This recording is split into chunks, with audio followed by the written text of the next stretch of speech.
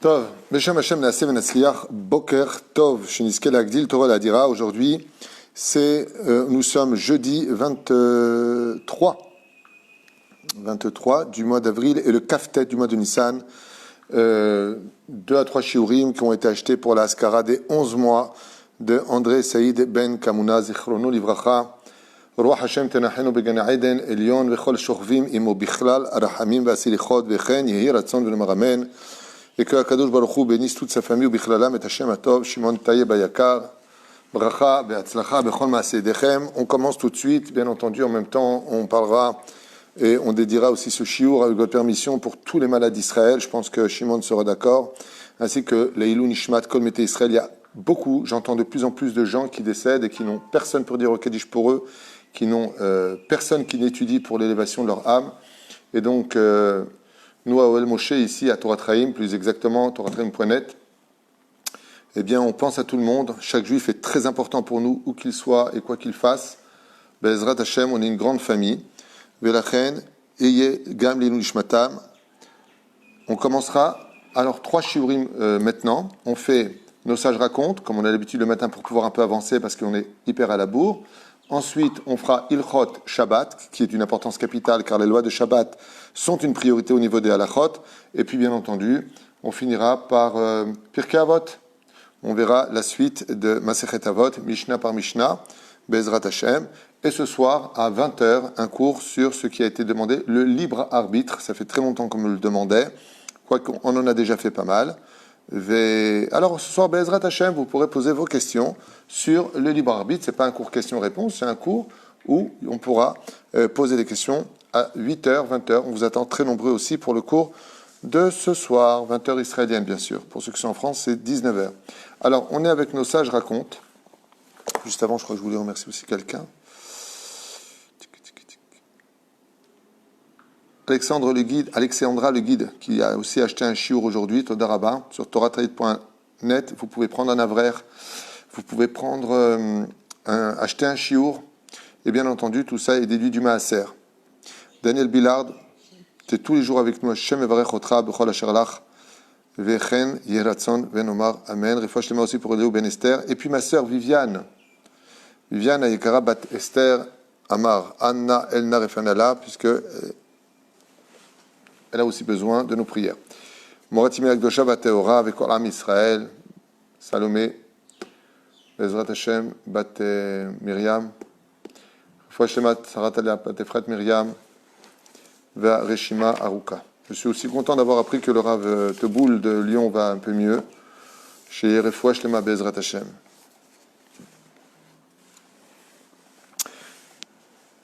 On va quitter un peu le Maboul, nos sages racontent, et on va se plonger dans une autre période, dans la Torah, donc sur les faits historiques, si vous voulez, qui parle d'un homme, un homme spécial. Et on va rentrer un petit peu dans les textes. Ce que vous ne pouvez pas lire dans les textes de la Torah, eh bien, on est dans les Midrashim. C'est-à-dire que, pour ceux qui ne sont pas initiés à ce genre d'études, c'est comme si on avait placé un caméraman qui aurait été présent à cette époque, qui nous explique exactement comment les choses se sont passées. Alors, qui nous raconte ça? Ce n'est pas des journalistes, Chaz Beshalom, ce sont les Chachamim, Beruach Kocham, à travers des codes, à travers des Reshitivot, les initiales de la Torah, et ainsi de suite. Bien entendu, tout ce que l'on va étudier maintenant sont d'Ivrei Elohim Chaim, puisque ça vient essentiellement dans ce livre, c'est pris du Talmud de Jérusalem et le Talmud de Babylonie, et d'autres livres, bien sûr. Lechush ben Cham. Alors, attendez un instant, comment ça se fait qu'on ne parle pas de... Juste un instant. Oui, c'est ça, on est arrivé à Nimrod. Lechush ben Cham, Chush, c'était le fils de Cham, Nerdo shel Noach, Nolad ben. Donc, Chush a eu un fils qui s'appelait comment? Ukara et Shemo Nimrod. Il a eu un fils qui s'appelle Nimrod. Les Chachamim nous disent que ce nom-là est un nom maudit. Il est strictement interdit d'appeler son fils au nom de Nimrod. Ça veut dire celui qui se révolte contre Dieu. Mored. Et comme son nom, c'est exactement ce qu'il était. Bikesh Nimrod Ba'akadosh Baruch Hu. Qu'est-ce qu'il a fait Nimrod? Il a eu une passion dans sa vie. Alors c'est très bizarre, mais il a eu une passion dans sa vie. Ça a été, depuis qu'il est né, de vouloir tuer Hachem. C'est un truc de fou. Il y a des gens, ils se lèvent le matin, qu'est-ce que tu fais de ta vie? J'ai envie de tuer Dieu. Et Nimrod, avait une haine démesurée contre Dieu. Pourquoi est-ce qu'il s'en est pris d'Afka à Dieu? Parce qu'il ne pouvait pas atteindre Dieu par un autre moyen. Ce qui sera le cas quand naîtra le peuple d'Israël. Les sages nous disent que pourquoi est-ce que les nations du monde ont fait tellement de pogroms contre le peuple d'Israël? Parce que la seule façon d'atteindre Dieu réellement, de blesser Dieu, c'est de blesser son peuple. Karmevim Chazal. Gadal a Yeled ve Aviv a Evo. Donc, le père de Nimrod, qui s'appelait Cush, a aimé son fils, Venatan lo bematana et kotnot haor asher asa Hashem le Adam ou lishto betzetam migan Eden.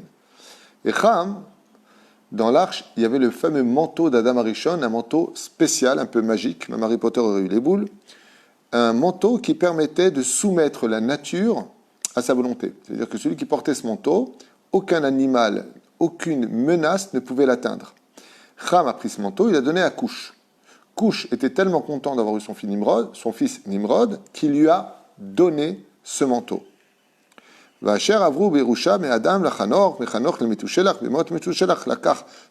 il explique ici, voici comment ce manteau est passé de main en main. Où est-ce qu'il est passé ce manteau? Qu'il a eu le premier, il dit Avrou, Birusha, mais Adam, le Chanoch. Donc Adam l'a donné à Chanoch, Chanoch l'a donné à Mathusalem, Mathusalem l'a donné à Noach, puis il l'a déposé dans la Teva, Ganav Ham. Parce qu'il y a une grande question qui se pose. Il avait marqué Shem, Ham, Veyafet. Qui était l'aîné des trois? Il y a une marloquette là-dessus, ceci étant, mais on dit Shem, Ham et Yafet, Shem. Donc normalement, celui qui aurait dû le prendre, c'est l'aîné. En plus, c'était le plus pieux, c'était le plus digne, c'était le plus matim pour ce genre de choses. Mais Ham, lui, va le voler. Il va soi-disant faire ses affaires et mettra dans son sac le fameux manteau. Et il a fait semblant, soi-disant, qu'il a disparu, alors que c'est lui qui l'avait volé. Masarotan, Nimrod, comme vient de le dire, il a donné Ben Isrim, Shana, Ya Nimrod, Kaasher, Lavash, Arishona, et Kotnot, Or. Et Nimrod avait 20 ans, le jour où il a enfin mis ce manteau sur lui, Ukshiatsa, Iman, la Sade, Nasum, Ipanav, Kol Achayot, Beavemot, Naflu, Alpeneem, Berov, Ema. Et quand il est sorti dans la nature, tous les animaux de la nature se sont prosternés devant lui. Ce manteau, je rappelle pour ceux qui ne connaissent pas un petit peu l'historique du peuple d'Israël et de la Bible, ce manteau a été façonné par Dieu lui-même en cadeau pour Adam Arishon. Tam'u Anshe Ador. Et donc, qu'est-ce qui s'est passé? Quand ils ont vu que les lions eux-mêmes, quand ils ont vu que les animaux les plus féroces, comme les rhinocéros et ainsi de suite, se prosternaient tous devant Nimrod, ils ont dit, attends, ça c'est quelque chose qui est unique. Les serpents, les scorpions, les araignées, les animaux les plus nuisibles, Kullam ayom ishtatchim ilefanab. À cause du manteau, ou plutôt grâce au manteau, tous les animaux se soumettaient à Nimrod. Et comme les habitants de cette période ne voyaient rien d'autre qu'un vêtement à leurs yeux, contrairement aux animaux, alors ils pensaient que Nimrod avait un pouvoir en lui qui faisait de lui un dieu. Et c'est vrai que les païens de l'époque, particulièrement, même encore aujourd'hui dans certaines contrées, quand tu vois quelqu'un que la nature se soumet à lui, c'est tout de suite wow, incroyable, il a fait un miracle.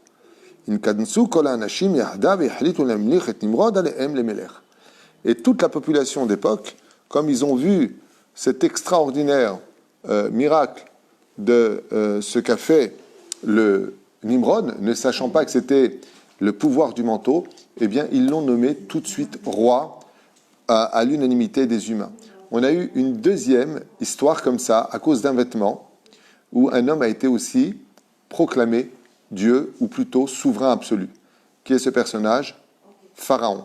Pharaon, lui aussi, connaissait un secret qui est rapporté dans le Talmud et que nous sommes nombreux à connaître. C'est le secret du lin blanc. Et Pharaon, lui aussi, portait, donc, vous voyez comme on les voit dans les faits historiques, comme ça, dans les musées, les vêtements blancs, c'était du lin blanc. Pourquoi? Parce que l'Égypte était imbibée de sorcellerie, de démons et ainsi de suite. Et quand on porte ce genre de vêtements-là, eh bien même l'Aïnara ne peut pas toucher les hommes. Si c'est 100% du lin blanc porté sur soi sans aucun autre vêtement. La sorcellerie s'annule avec le lin blanc. Souvent les gens me posent la question, je pense que je suis ensorcelé, comment je peux le savoir, patati patata. Il suffit de porter du 100% lin blanc sans rien d'autre, c'est-à-dire le slip il est en lin blanc, les chaussettes en lin blanc, tout 100% lin blanc, ou tout simplement la maison de djellaba blanche. et automatiquement s'annule toute la sorcellerie. Et c'est pour cela que, de l'autre côté, Pharaon a été pris pour un dieu. Pourquoi? Parce que quand les Khartoumim, quand les sorciers ont essayé de comploter contre lui des assassinats, des façons de le manipuler par la sorcellerie, ils n'ont jamais pu le faire. Ils ont dit si même les démons ne peuvent pas faire quelque chose contre lui, c'est qu'apparemment c'est un dieu. La seule différence, c'est qu'eux ne connaissaient pas le secret de son vêtement. Et c'est exactement pareil pour Nimrod. Nimrod portait un vêtement.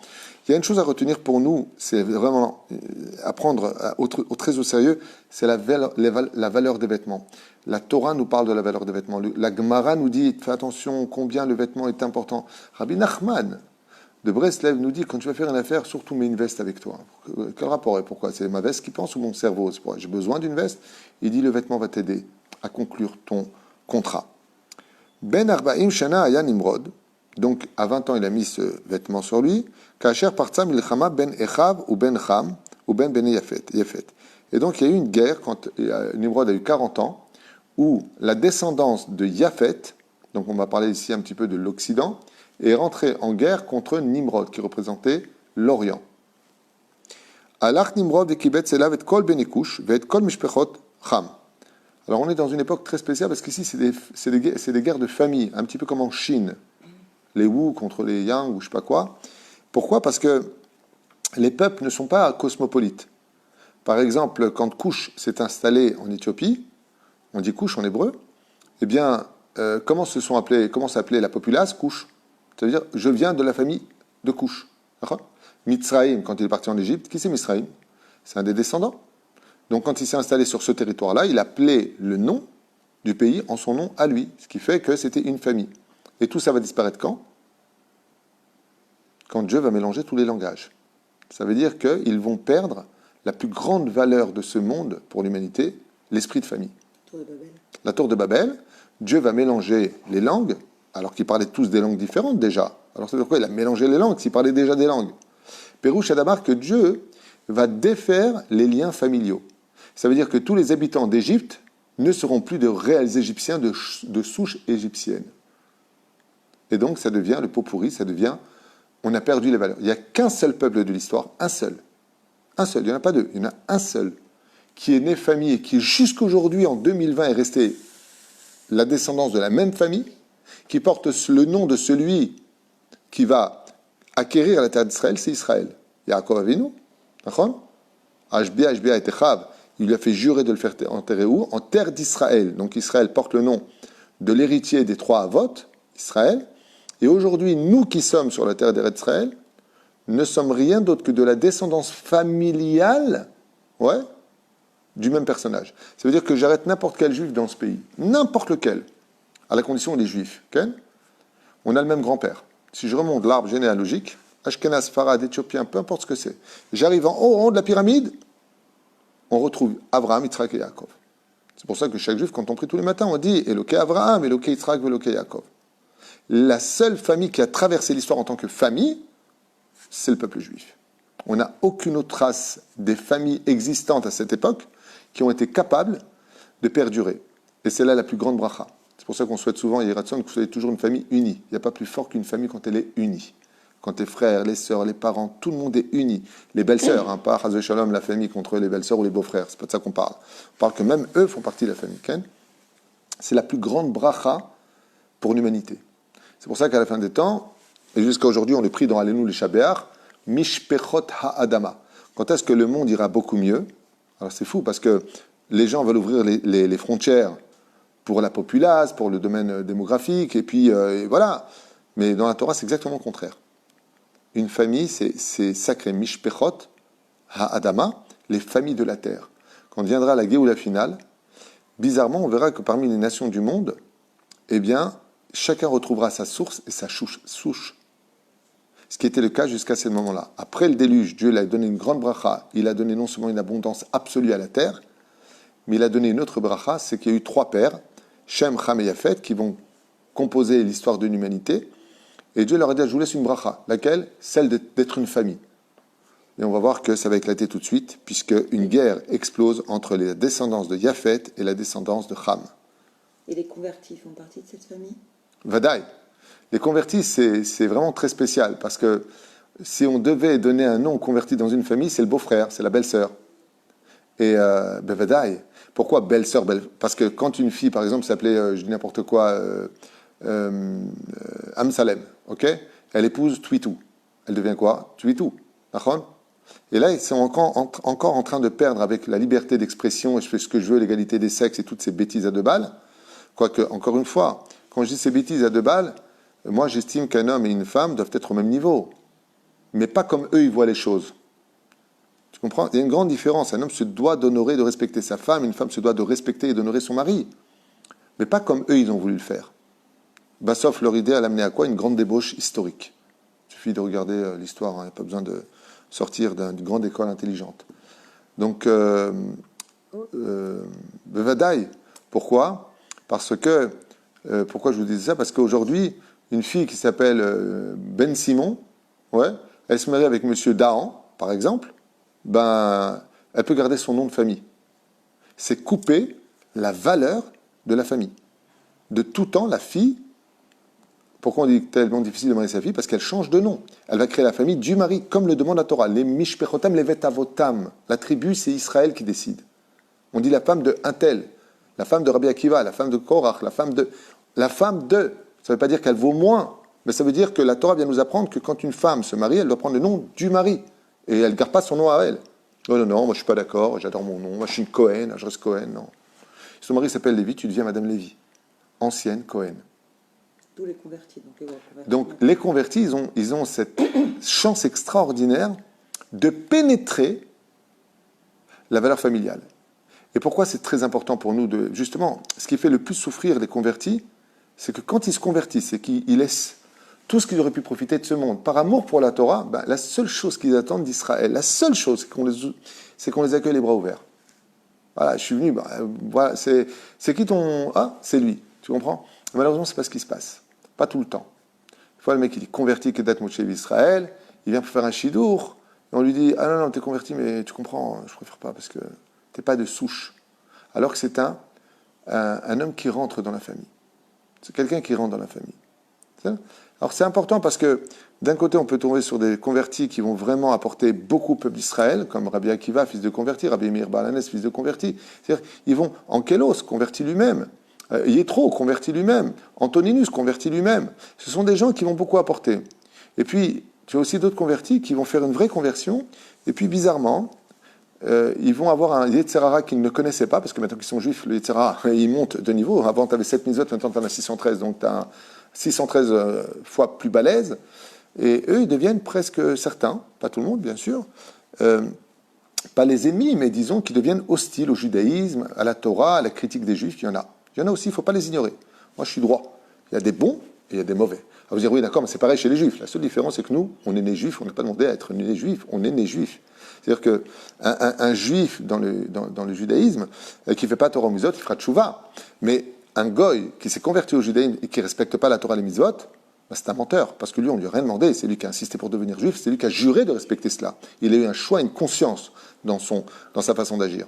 Mais bien entendu, on sera là pour l'aider, pas pour le juger non plus, parce qu'il ne savait pas dans quoi il mettait les pieds. Pourquoi? Parce que justement, à propos du cours de ce soir de libre arbitre, parce que dans la Kabbale, pour ne pas rentrer dans les détails, il faut savoir que la différence absolue entre un juif et un non-juif, hormis la souche familiale qui est différente, c'est bizarre à entendre, mais c'est le potentiel du libre arbitre. Un juif a beaucoup plus de libre arbitre qu'un non-juif. Ce qui fait que quand un non-juif il est en conversion, il a envie de devenir Baba Salé le mec, Rabbi Lubavitch. Il veut tout donner, les Seoudot, le jour où il devient juif, bizarrement, il est content, il s'améhar, c'est les juifs, mais il y a une chose qui commence un peu à chuter chez lui. Et c'est tout à fait normal. Pourquoi?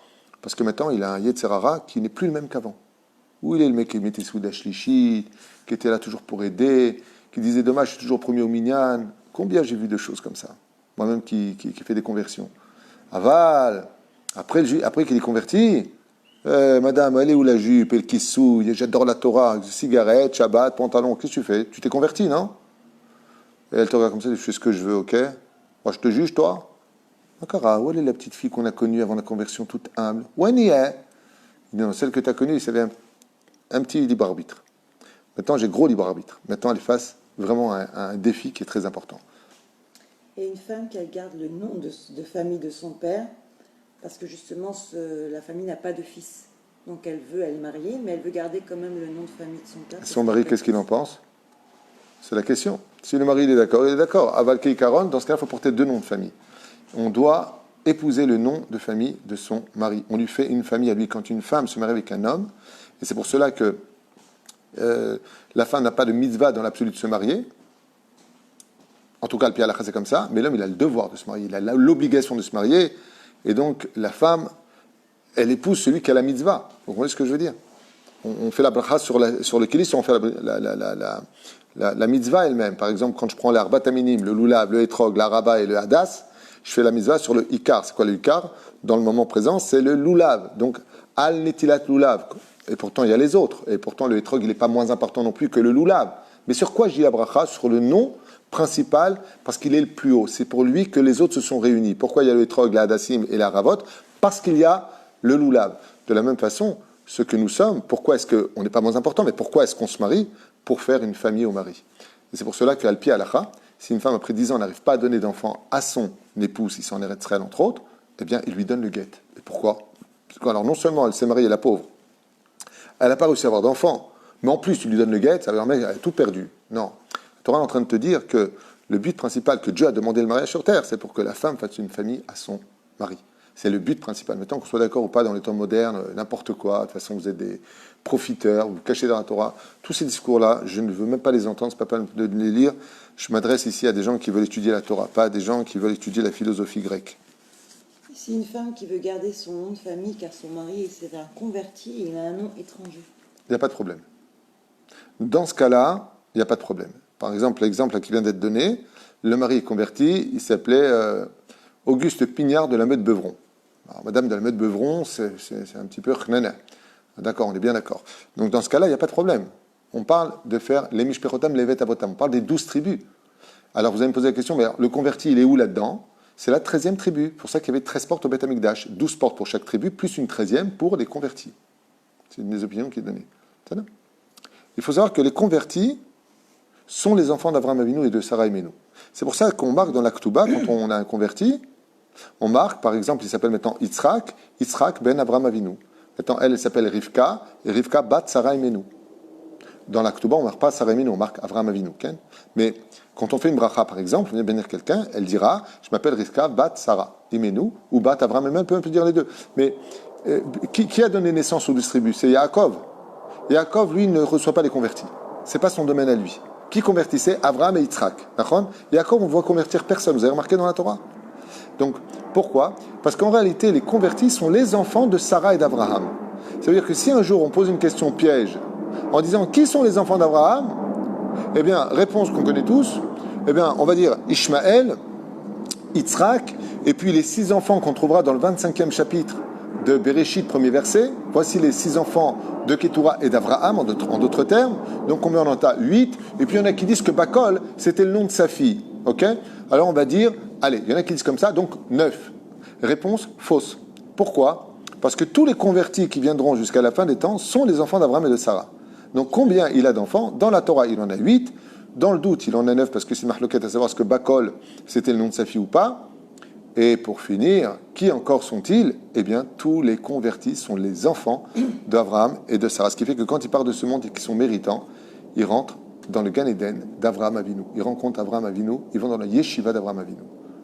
Juste encore une question. Ken? Quelqu'un qui dit, pourtant le rabbi n'a pas eu d'enfant et il n'a jamais divorcé son épouse.